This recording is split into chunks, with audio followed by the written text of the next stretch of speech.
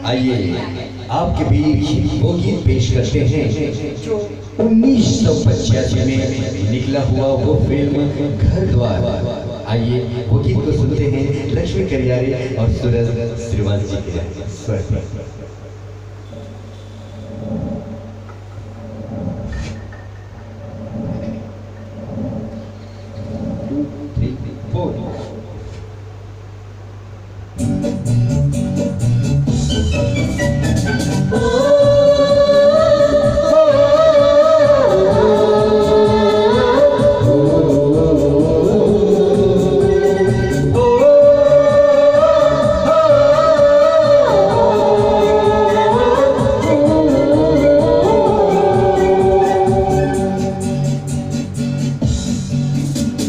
सुन सुन मोर मैया पीरा के संगवारी रे, सुन सुन मोर मैया पीरा के संगवारी रे, आजा रे नाती आजा रे आजा रे।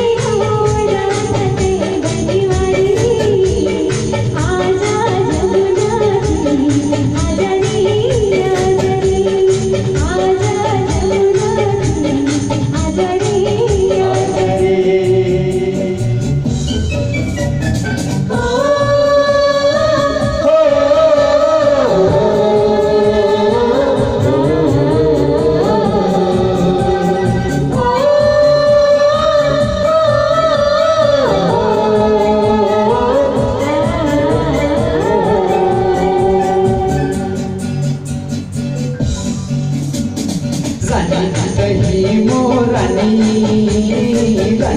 दही मोरानी के प्रीत जाने बजरा, के प्रीत दिया मजन छाए बजरा, नित जन्म पीछे कारी रे संगवारी रे।